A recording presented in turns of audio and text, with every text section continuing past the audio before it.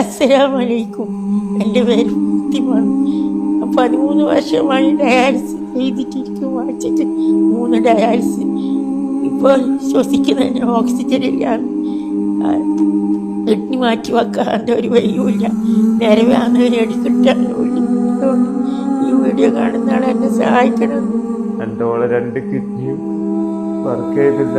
15 വർഷമായി ഡയാലിസിസ് ചെയ്യുന്നു. എനിക്ക് കടൽപ്പറ്റി കിട്ടുന്ന വരുമാനത്തിനെ കൊണ്ട് ഇന്നുകളെ കുളിയും മരുന്നും മേടിക്കാത്തിട്ട് ചെയ്യുന്നില്ല. ഇവരാരും കൈവിടാതില്ല.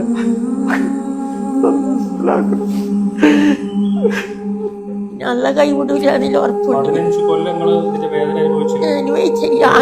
മരവിച്ചു പോയി. മനസ്സ് വേദന തിന്ന് കല്ലായി പോയി. 13 കൊല്ലം കരഞ്ഞിട്ട് കണ്ണീരില്ലാണ്ടായി പോയി.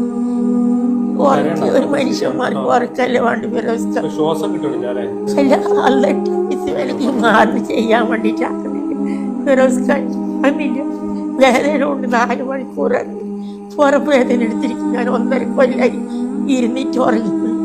ഇവിടെ നിരത്തി കസാല വെച്ചിട്ട് കട്ടുമ്പോൾ തല വെച്ചിട്ടാണ് ഉറങ്ങി. എനിക്ക് ഡയാലിസിസ് വേദന കൈ പോയി കഴിഞ്ഞാൽ അമേരിക്കയിലുണ്ട്. അല്ല 3 മക്കളെ കൊണ്ട് എനിക്ക് നിന്നിട്ട് ആശുപത്രി. അസ്സലാമു അലൈക്കും വറഹ്മത്തുള്ളാഹി. ഫിറോസ് കുന്നംപറമ്പിലാണ്. ഒരു മനുഷ്യനും കണ്ടു നിൽക്കാൻ കഴിയാത്ത നെഞ്ചു പൊട്ടുന്ന ഒരു കാഴ്ചയാണ്. കണ്ണൂർ പയ്യന്നൂരുള്ള ഫാത്തിമ എന്ന് പറയുന്ന ചെറുപ്പക്കാരിയായിട്ടുള്ള ഈ ഒരു സഹോദരിയെ ഇന്ന് കാണുമ്പോ ഒരു വൃദ്ധയെ പോലെയായിട്ടുണ്ട്.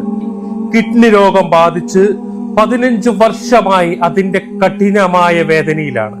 ഇന്ന് ശരീരം മുഴുവൻ ക്ഷീണിച്ച് ഒട്ടിയുണങ്ങിയിട്ട് ഇതാ ഈ ഒരു അവസ്ഥയിൽ ശ്വാസം എടുക്കാൻ പോലും കഴിയാതെ ഇങ്ങനെ കിടക്കുമ്പോ ഈ സഹോദരിയുടെ ജീവൻ രക്ഷിക്കണമെങ്കിൽ എത്രയും പെട്ടെന്ന് ഇവരുടെ കിഡ്നി മാറ്റിവെക്കണം.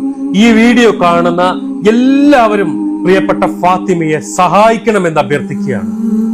അസ്സലാമു അലൈക്കും വറഹ്മത്തുള്ളാഹി. പ്രിയമുള്ളവരെ, പെരുമ്പ മഹല്ല് ഖത്തീബാണ് ഞാൻ സംസാരിക്കുന്നത്.